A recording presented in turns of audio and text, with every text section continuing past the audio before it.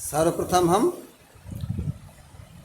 आज के वीडियो में सीखेंगे कि किसी भी आंगनबाड़ी कार्यकर्त्री का आधार अपडेशन, क्योंकि प्रधानमंत्री मातृ वंदना योजना में ये बताया गया है कि उनको लाभार्थी का फॉर्म भरने के बाद जब खाते में पैसा आ जाता है लाभार्थी के, प्रति फॉर्म उनको कुछ इंसेंटिव के रूप में भुगतान किया जाएगा और उस भुगतान के लिए अलग से कोई फॉर्म नहीं भरना है, बल्कि उन्हें अपने ही आईडी से अपना आधार अपडेट कर देना है और जैसा आधार में लिखा है सेम वैसा ही होना चाहिए।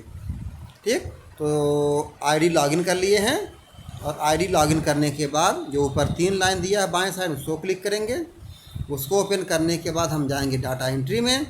डाटा एंट्री में देखिए नीचे आएंगे, नीचे से तीसरे पे है ऐड AWW आशा वर्कर प्रोफाइल और हमने उसको पे टच किया। उसको खोल रहे हैं क्योंकि इनका आधार अपडेट करना है।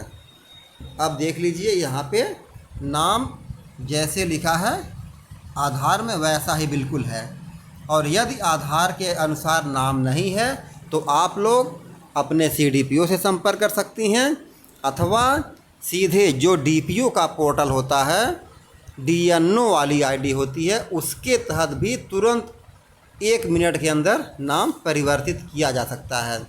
तो लेकिन सबसे आसान होता है DNO वाली आईडी से, यानी जो DPO सर की आईडी होती है DNO वाली आईडी से।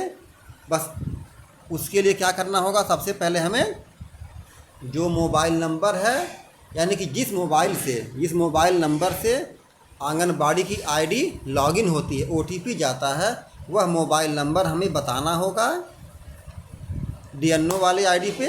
और DNO वाले आईडी में यूज़र मैनेजमेंट में जा कर के update stakeholder profile option आता है, उसको खोलेंगे, उसमें मोबाइल नंबर डालेंगे और सबमिट करेंगे तो नाम लिख के आ जाएगा। और नाम चेंज करना है तो फिर दोबारा उसे क्लिक कर देंगे, फिर नाम हट जाएगा, वहाँ टाइप करने का, लिखने का ऑप्शन आ जाता है, इसलिए वहाँ से नाम लिख दिया जाएगा।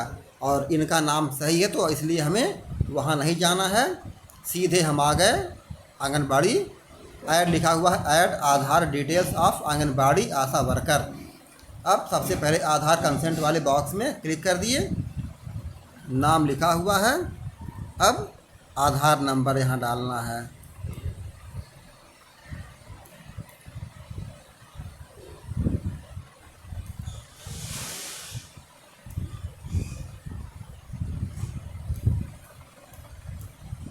आधार नंबर डाल करके हम कहीं भी क्लिक कर देंगे अगल बगल तो वो बता देगा। देखिए लिख के आ गया आधार इज ऑथेंटिकेटेड, यानी कि आधार इनका बैंक से लिंक है और आधार नाम जैसा इसमें है वैसा ही आधार में है।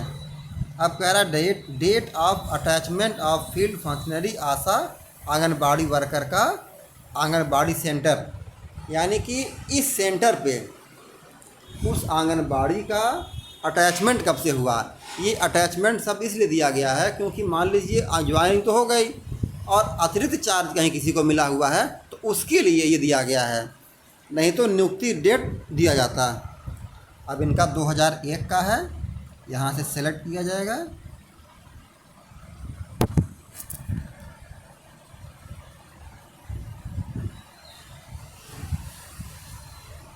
और डेट इसमें कहीं डालना नहीं है, ये अपने आप बॉक्स खुल के आता है, उसमें सिलेक्ट किया जाता है, लिखना टाइप नहीं करना है।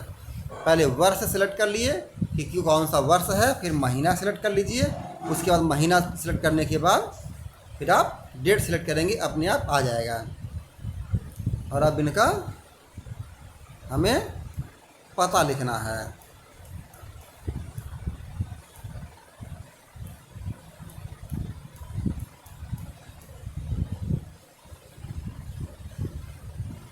अब कैटेगरीज में, कैटेगरी आप लोगों को पता ही है, 3 ऑप्शन आता है, SC ST और OBC अदर। हमने सबको भर दिया और अब क्या करना है, देखिए सबमिट का ऑप्शन ब्लू में है, इसलिए ये सबमिट हो जाएगा। और अगर कहीं कुछ गलती रहेगी, कोई एक आध खाली रहेगा तो ये हरा दिखाई देगा।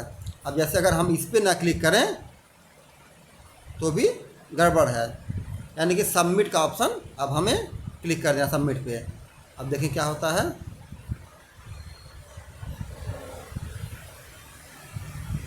ये देखिए record has been updated successfully, यानी कि इनका रिकॉर्ड सफलतापूर्वक अपलोड कर दिया गया है। ठीक, अब मिलेंगे फिर अगले वीडियो में। आज के लिए इतना ही। आप सभी लोग अपने अपने आंगनबाड़ी की आईडी में आधार अपडेट करवा लें। राधे राधे, राम राम।